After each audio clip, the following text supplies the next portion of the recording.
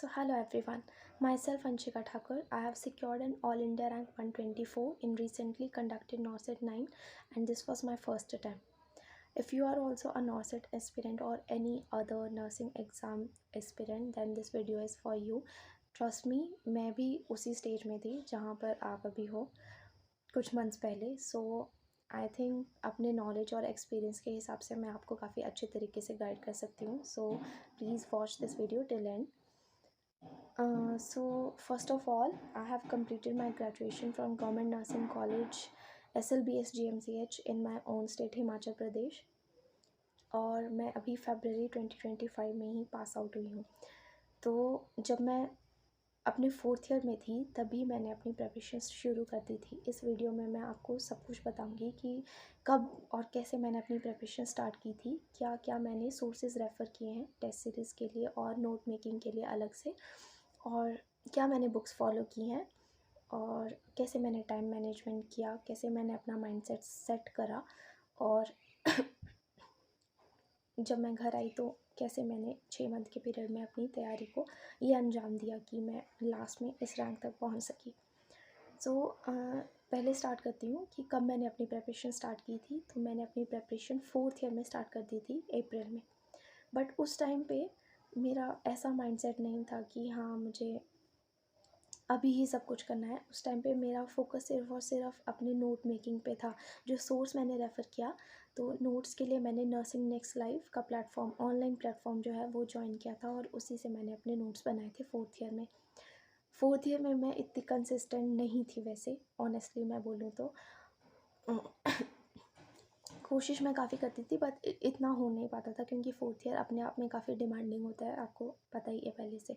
But फिर भी जैसे तैसे करके मैंने 3 या 4 सब्जेक्ट के नोट्स, ओनली नोट्स मैंने जो है वो 4th ईयर में ही कंप्लीट कर दिए थे. सीरियसली जो मैंने अपनी प्रिपरेशन स्टार्ट किया है वो मैंने घर आके किया. जब मैं जनवरी में घर आई थी उसी टाइम पे मैंने अपनी सीरियसली प्रिपरेशन स्टार्ट की थी.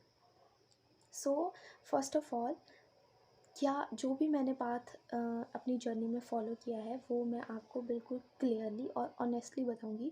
जो चीज़ें मैंने नहीं की है उसके बारे में मैं कुछ भी ब्रैग नहीं करूँगी. जो मैंने फ़ॉलो किया है उसी के बारे में आपको मैं स्ट्रेट बताऊंगी, ठीक है. सो फर्स्ट ऑफ ऑल, जो आई थिंक जब मैं घर आई थी फर्स्ट डे में ही मैंने अपना जितना भी मेरा सोशल मीडिया था वो मैंने सारा डीएक्टिवेट कर दिया था ताकि मैं किसी भी तरह से डिस्ट्रैक्ट ना हो सकूं. क्योंकि आपको पता है आजकल डिस्ट्रैक्ट होना कोई मतलब मुश्किल बात नहीं है. ईज़िली कोई भी कभी भी डिस्ट्रैक्ट हो सकता है. तो मुझे वो वाली फेज़ ना आए डिस्ट्रैक्शन वाली, इसीलिए मैंने अपने आप को आइसोलेट कर दिया था हर जगह से. दूसरा, मेरा माइंडसेट काफ़ी क्लियर था और काफ़ी स्ट्रॉन्ग था. अब माइंडसेट में मैं क्या बात करूँगी वो मैं आपको बताती हूँ. प्लीज़ आप अपने आप को फर्दर बार बार जो अटैम्प्ट्स हैं उसके लूप में फंसने से बचें. आपको लूप में नहीं फंसना है. अगर मान लो कि आपका अभी मान लो कि फर्स्ट अटैम्प्ट में नहीं हुआ है और फर्दर आपका जो भी सेकंड, थर्ड, फोर्थ अटैम्प्ट जो भी है, अपने दिमाग को ये बता के चलो कि अब ये एक ही अटैम्प्ट है मेरे पास, यही मेरा फर्स्ट और लास्ट अटैम्प्ट है. अगर मेरा ये नहीं हुआ तो इसके बाद मेरा कभी भी नहीं होगा. जब इतनी स्ट्रॉन्ग डेडलाइन आप अपने माइंड को दे दोगे कि यही है, एक ही है, किसी तरह की कोई रिलैक्सेशन नहीं है, तो डेफिनेटली आप उठोगे और आप पढ़ोगे. मैंने ऐसा ही किया था. जब मैं घर पहुंच गई थी 15-20 दिन तो मुझे थोड़ा एडजस्ट करने में ही टाइम लगा, जैसे एकदम से हॉस्टल से घर का ट्रांजिशन हुआ था. बट धीरे धीरे जब थोड़ा मैं सेटल हुई तो मैंने सबसे पहले अपना माइंडसेट यही सेट किया कि एक ही एग्ज़ाम है मेरे पास, नॉर्सेट 9.0. यही मेरा फर्स्ट और लास्ट अटैम्प्ट है. इसके अलावा मेरे पास कोई भी ऑप्शन नहीं है. जब ये डेडलाइन मैंने अपने दिमाग को दी तो ट्रस्ट मी, अगले दिन से मैं खुद ही उठ के अपने आप पढ़ती थी. मुझे कोई मोटिवेशन की ज़रूरत नहीं होती थी. तो इतनी स्ट्रॉन्ग आप अपने दिमाग में डेडलाइन क्रिएट करें सबसे पहले. तो उसके बाद अब आपको डिसिप्लिन और कंसिस्टेंसी कैसे मेंटेन करनी है, इसके लिए आपका प्रॉपर जो है वो स्केड्यूल होना चाहिए जो कि आप डेली फॉलो कर सकें. तो मैंने तो अपने घर में, अपने होम टाउन में ही यहाँ पर एक लाइब्रेरी ज्वाइन कर ली थी जिसकी वजह से मेरा डेली का स्केड्यूल अच्छा बना रहता था.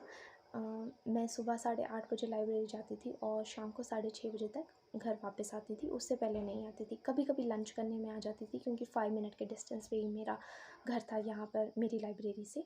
बाकी तो डेली ही मैं गई हूँ। मैंने कभी संडेज़ को, किसी फेस्टिवल को या कुछ भी, कोई भी डे हो, कितना भी इम्पोर्टेंट हो, मैंने कभी भी कोई भी ब्रेक नहीं ली है।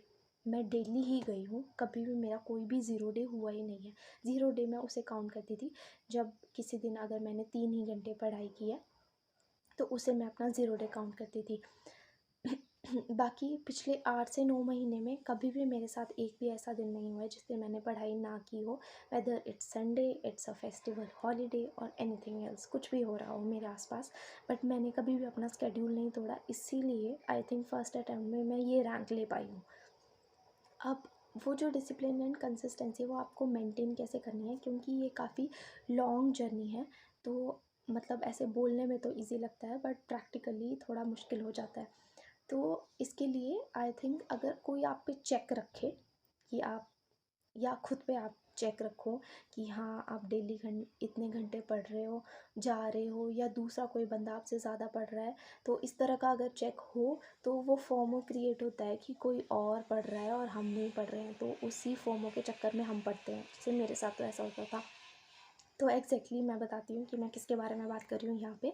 आई हैव फॉलोड एन ऐप जो कि मुझे मेरे छोटे भाई ने बताया था कि ये ऐप है और इसमें जो है वो अलग अलग ग्रुप्स होते हैं डिफरेंट डिफरेंट कॉम्पिटिटिव एग्ज़ाम्स के लिए, और अगर आप उन ग्रुप को जो है वो ज्वाइन करते हो तो उसमें लाइव आपको बहुत सारे एस्पिरेंट्स दिखेंगे जो उस टाइम पे कब कब पढ़ाई कर रहे हैं, वो उसमें साफ साफ दिखाई दे रहा होता है कौन कितने घंटे पढ़ाई कर रहा है। तो ऐप का नाम है, आई डोंट नो कि मैं उसे ढंग से प्रोनाउंसिएट कर रही हूँ या नहीं, यॉल प्लूमटा। इस नाम से एक ऐप है, प्ले स्टोर में आप जाके डाउनलोड कर सकते हैं। और उसमें आप एक कोई भी, जैसे मुझे नॉर्सेट की प्रिपरेशन करनी थी तो मैंने उसमें सर्च किया नॉर्सेट, और उससे रिलेटेड काफ़ी सारे ग्रुप्स मुझे उसमें शो हुए और उसमें से एक ग्रुप मैंने ज्वाइन कर लिया था। तो जब भी और उसमें वैसे ही काफ़ी सारे मेंबर्स और भी होते हैं, तो जब भी कोई उसमें पढ़ रहा होता था, जैसे जब आप पढ़ने बैठ रहे हो, जब मैं बैठ रही हूँ, तो मैं उस ऐप को ऑन करके, उसमें टाइमर होता है, तो उसको ऑन करके मैं पढ़ने बैठूँगी, और जो कोई दूसरा बंदा भी पढ़ रहा है वो भी वैसे ही बैठेगा। तो उसमें लाइव शो हो रहा होता है कि मतलब ये बंदा अभी पढ़ रहा है, इतने घंटे से पढ़ रहा है। और जब आप उस ऐप को यूज़ कर रहे हो तब आप फ़ोन में दूसरी ऐप्स नहीं खोल सकते, बट हाँ उसमें एक ऑप्शन है कि एक दो ऐप्स अगर आपको अलाउ करनी है, जैसे मुझे मेरी कोचिंग ऐप अलाउ करनी थी तो वो मैं अलाउ कर देती थी। बाकी उसमें डेली का ग्राफ बनता था कि आपने आज इतने घंटे पढ़ाई की है, वीकली बनता था, मंथली बनता था।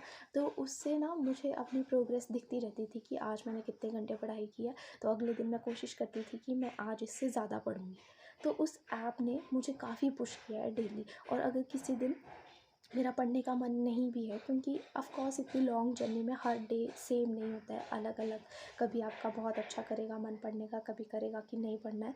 तो जब आप उस ऐप को खोलोगे ना और उसमें देखोगे कि दूसरे बच्चे पढ़ रहे हैं, क्योंकि उसमें लाइव शो हो रहा होता है कि ये बच्चा इतने घंटे पढ़ चुका है और अभी भी पढ़ रहा है, तो फिर वो फोमो क्रिएट होता था मुझे कि इसने तो इतना पढ़ दिया और अब मैं इतने घंटे पीछे रह गई हूँ, इससे इसने कितने टॉपिक मुझसे ज़्यादा कवर कर दिए होंगे, तो उस फोमो की वजह से मैं पढ़ती थी। तो इसी तरह मैंने अपनी डिसिप्लिन और कंसिस्टेंसी मेंटेन रखी थी। लास्ट में फिर उसमें सारे ग्राफ बनते हैं जैसे मैंने आपको बताया ही, उसमें जबकि आप सब्जेक्ट्स भी ऐड कर सकते हो कि ये अभी ये सब्जेक्ट, अभी वो सब्जेक्ट, तो उसी ऐप के थ्रू मैंने अपनी डिसिप्लिन और कंसिस्टेंसी को मेंटेन करके रखा था।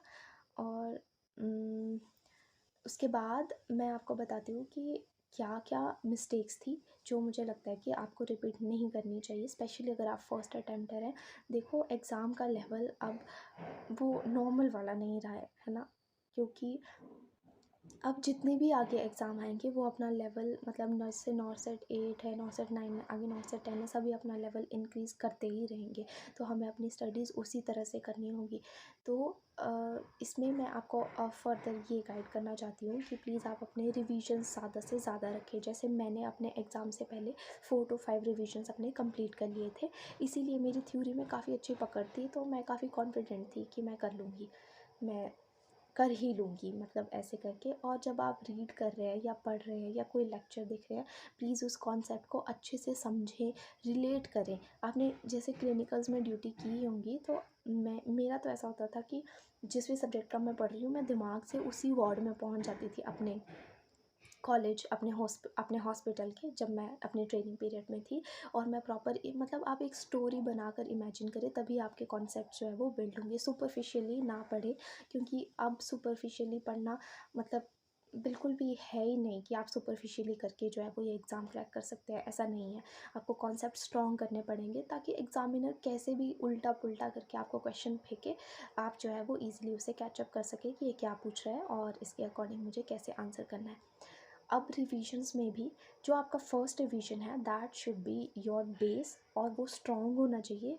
फर्स्ट रीडिंग आपकी स्ट्रॉन्ग होनी चाहिए, ताकि आपका कॉन्सेप्ट काफ़ी स्ट्रॉन्ग रहे, और फिर फर्दर जो आपके सेकंड थर्ड रिवीजन होंगे ना, उसका टाइम ड्यूरेशन खुद ही फिर शॉर्ट हो जाएगा, अगर आपने फ़र्स्ट रीड अपना अच्छे से दिया हुआ है। मेरा तो ऐसा ही था, मैंने फ़र्स्ट रीड काफ़ी अच्छे से दिया था अपना। तो जब मैं सेकंड थर्ड फोर्थ रीड में पहुंची थी, तो मुझे ज़्यादा टाइम नहीं लग रहा था, मुझे हर चीज़ का कॉन्सेप्ट दिमाग में बिल्ड इन ही था कि इसका ये है, इसका ये है। तो मैं जस्ट रीड करती थी। फिर आप सुपरफिशियली रीडिंग दे सकते हो थर्ड फोर्थ जाके, जब आपका रिविज़न हो रहा है उस टाइम पे। रही बात एमसीक्यूज़ की, तो मैं ऑनेस्टली बताती हूँ आपको कि मैंने एमसीक्यू के लिए क्या फ़ॉलो किया था और मैंने कितने एमसीक्यूज़ किए हैं। देखो, मेरा मेन फ़ोकस रिवीजन ही था, लेकिन अब ऐसा भी नहीं है कि आप रिवीजन के बेसिस पे जाके एग्ज़ाम में बैठ जाओ और वहाँ पर सब कुछ हो जाएगा, तो ऐसा भी नहीं है, क्योंकि एप्लीकेशन हमें कॉन्सेप्ट की करनी पड़ती है सभी क्वेश्चंस में, उसके लिए क्वेश्चन प्रैक्टिस भी बहुत बहुत इंपॉर्टेंट है। तो जब मैं फोर्थ ईयर में थी, तब तो मैं कोई क्वेश्चन प्रैक्टिस नहीं करती, तब तो मैं रिवीजन भी नहीं करती थी, जैसा कि मैंने आपको बताया। लेकिन जब मैं घर आई थी, तब मैंने अपना रिवीजन स्टार्ट किया था। वो भी मैंने आते ही नहीं स्टार्ट किया था, मुझे काफ़ी सारे सब्जेक्ट्स बचे थे जो कि मैंने अपने जून तक कंप्लीट किए थे, उसके बाद ही मैंने प्रॉपर अपना रिवीजन शुरू करा था। रही बात एमसीक्यूज़ की, जो मैं बता रही थी आपको, तो मैंने पीआर यादव स्टार्टिंग में फ़ॉलो की है। जैसे जो भी मैं टॉपिक पढ़ रही हूँ, अ, उसका मैंने जो है वो वहीं से उसी सब्जेक्ट से उठा के मैं उसके क्वेश्चन लगा लेती थी उसी से। बाकी मैंने ऐसी कोई स्पेशल बुक फॉलो नहीं किया है, ना ही मैंने कोई टारगेट है, ना ही कोई सॉन्डर्स, कुछ भी मैंने फॉलो नहीं किया है। बस मैंने थोड़ा पीआर यादव से किया है, और वो भी मैंने स्टार्टिंग में ही किया है। बाद में जब मैं सेकंड थर्ड अटेम्प्ट में थर्ड रिवीजन में थी, उस टाइम पर मैंने वो भी नहीं किए थे, मैंने सिर्फ अपने रिवीजन में ही फोकस रखा। लेकिन अराउंड जून, जब मेरा हो गया था सारा सिलेबस, मैंने एक टेस्ट सीरीज़ ले ली थी। तो टेस्ट सीरीज़ जो मैंने ली थी, वो मैंने टीएनसी की टेस्ट सीरीज़ ली थी। 15 जून को मैंने वो टेस्ट सीरीज़ खरीदी, और उसी टाइम से मैंने डेली एक टेस्ट देना शुरू किया। तो उसी टेस्ट में मेरे 100 क्वेश्चंस डेली के हो जाते थे, और वही मेरी एमसीक्यू प्रैक्टिस होती थी। उसके अलावा मैंने कोई बुक नहीं की। फिर तो मैंने पीआर यादव भी नहीं किया, मैंने सिर्फ उसी से ही किया, जो मेरे 100 क्वेश्चंस उसमें हो जाते थे। फिर उसमें भी मैं थोड़ा एनालाइज़ करती थी, जब तक तो मेरे मार्क्स इंक्रीज़ कर रहे थे तब तक तो मैं डेली ही लगा रही थी टेस्ट। लेकिन जब जैसे एक पॉइंट पे आकर स्टक हो जाते हैं आपके मार्क्स, मेरे साथ भी ऐसा हुआ था कि वो 62 63 से ऊपर वो इंक्रीज़ ही नहीं हो रहे थे मेरे मार्क्स, बिल्कुल भी कम जा रहे थे लेकिन इंक्रीज़ नहीं हो रहे थे। फिर मुझे लगा कि ये कुछ तो गड़बड़ है, अब ये नहीं बढ़ रहे हैं, तो इसका मतलब कि दोबारा मेरी थ्योरी में कुछ कमी है।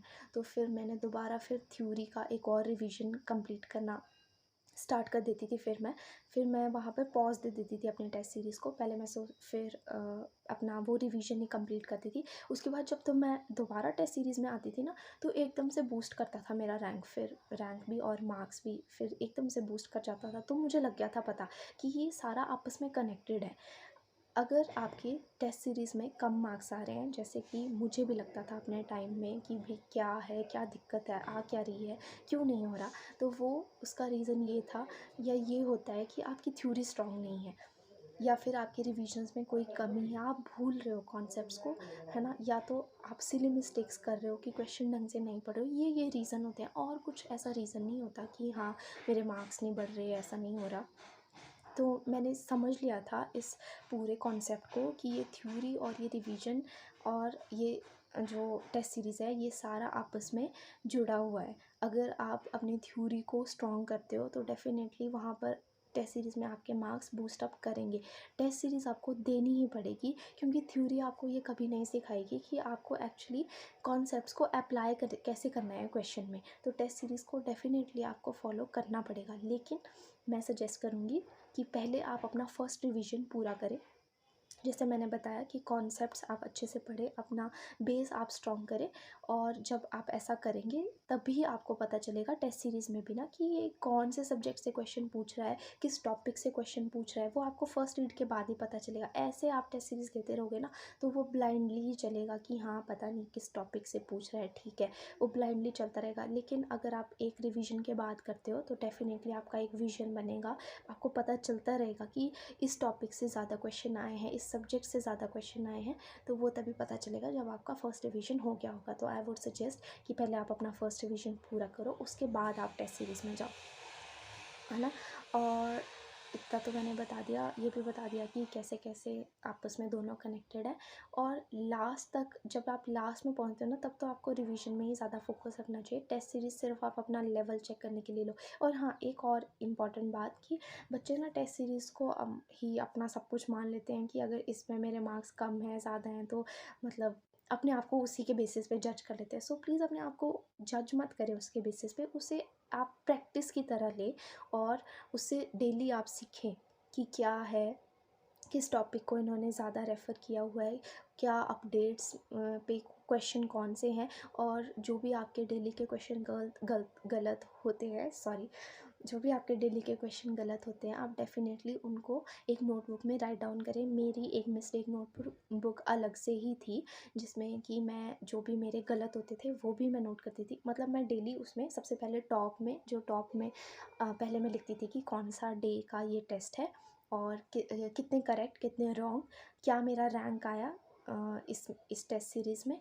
और फिर उसके बाद जो मैंने स्किप किए होते थे या फिर मेरे जो भी रॉन्ग होते थे या जिनमें मैंने तुक्का मार के किया है कोई क्वेश्चन ऐसे, जैसे वैसे भी हम कर लेते हैं कई बार, तो वो भी मैं सारे उसमें नोट डाउन कर लेती थी और फिर उनको ही मैं पढ़ती थी बार बार, तो हो जाता था मेरा उससे। तो आप मिस्टेक नोटबुक डेफिनेटली बनाएं, वरना आपको याद नहीं रहेगा, आपको नहीं चलेगा पता कि आपकी प्रोग्रेस क्या है टेस्ट सीरीज़ में पीछे से लेके, और आप खुद को जज नहीं कर पाएंगे फिर उससे। तो ये आप फॉलो करें। रेस्ट आई थिंक मैंने काफ़ी सारी चीज़ें बता दी हैं इसमें। बाकी तो अब आप लोग जो मुझसे पूछेंगे मैं वही बता पाऊँगी इसमें। और नेक्स्ट वीडियो में अगर आप जानना चाहते हैं तो मैं आपको अपना प्रीलिम्स और मेंस का स्कोर बताऊँगी कि कितना मेरा स्कोर था और कैसे कितने स्कोरिंग पे जो है मुझे ये रैंक मिली है। Just I think enough for this video.